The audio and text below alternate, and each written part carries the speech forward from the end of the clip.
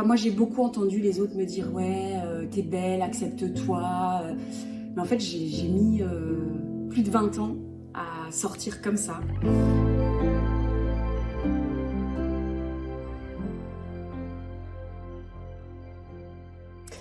Bonjour, je suis Christelle, j'ai 43 ans, je suis maman de 2 enfants et j'ai une pelade depuis 25 ans.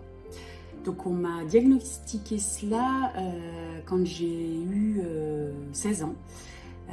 Un matin, une copine me dit « Oh là Christelle, tu te dégarnis là-haut, c'est bizarre, tu commences à avoir un énorme front. » Et puis moi, effectivement, je voyais depuis quelques temps des grosses touffes de cheveux dans la baignoire, mais ça ne m'inquiétait pas plus que ça.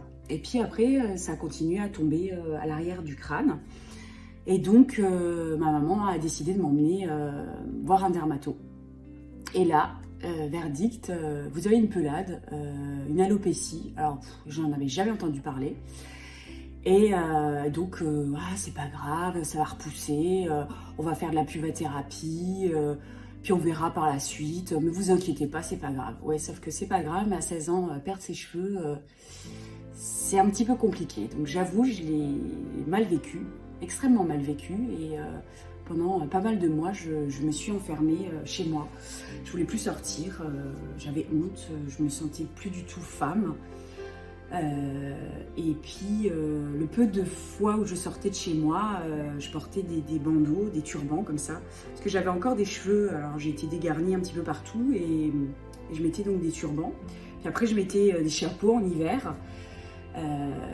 Et puis ma maman, me voyant extrêmement triste et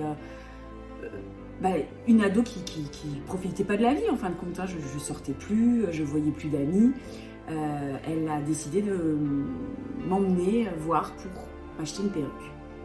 Et moi, une perruque, j'étais un petit peu sceptique.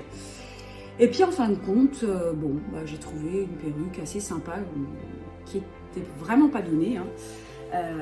Mais effectivement, ça m'a permis un petit peu d'avoir plus confiance en moi et de mettre déjà des vêtements un peu plus féminins, parce que je trouvais que comme ça, ou avec des turbans ou des chapeaux, j'étais moins féminine, alors qu'avoir des cheveux, eh bien, je pouvais de nouveau m'apprêter en robe, ou voilà. Et donc, je me suis sentie mieux. Et puis, par la suite, j'ai mis pendant plus de 20 ans des perruques, plutôt brun, long, j'étais assez femme fatale, faut l'avouer. Je plaisais bien avec ma perruque. Donc c'était un peu une étape où j'ai pu souffler et revivre un petit peu comme les autres. Malgré que intérieurement c'était très compliqué. En plus à l'époque j'étais sportive de haut niveau dans le monde du handball.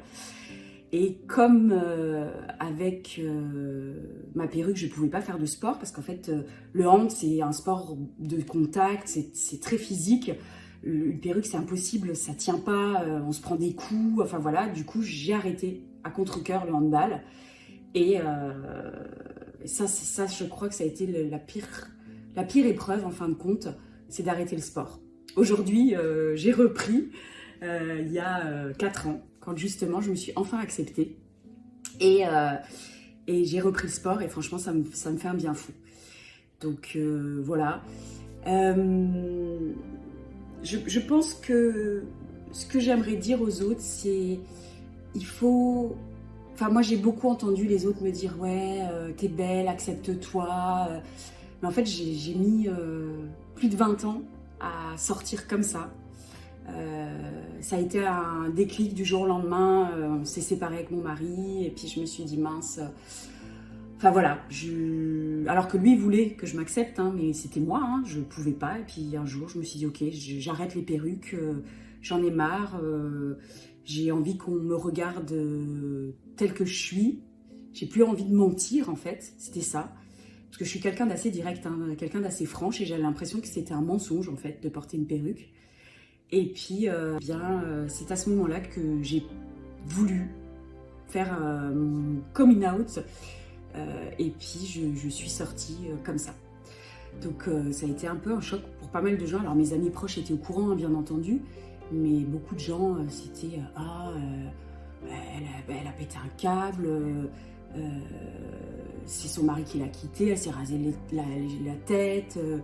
Enfin voilà, j'en ai entendu de tous les côtés en fin de compte.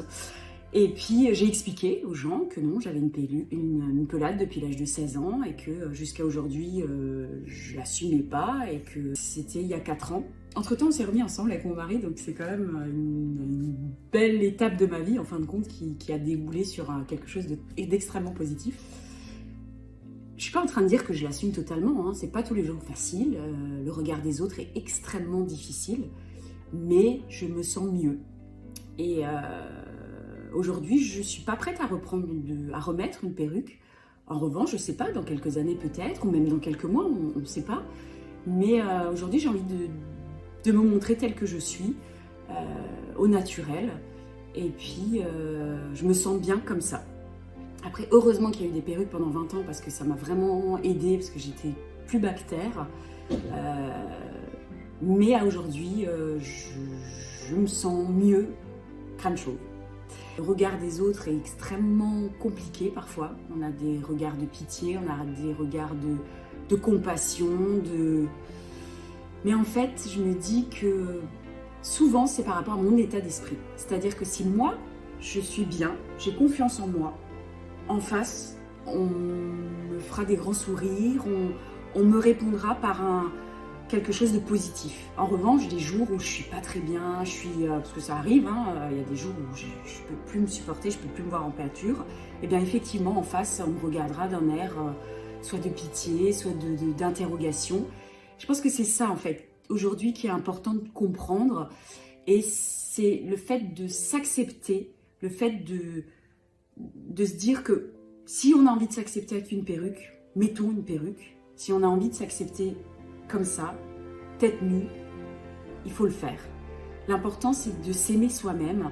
Et j'ai lu un livre quand j'étais adolescente qui m'a beaucoup aidée. Et c'est « Aime-toi et la vie t'aimera ». Et je pense que ça, c'est le message le plus important. Il faut s'aimer pour que les autres puissent vous aimer.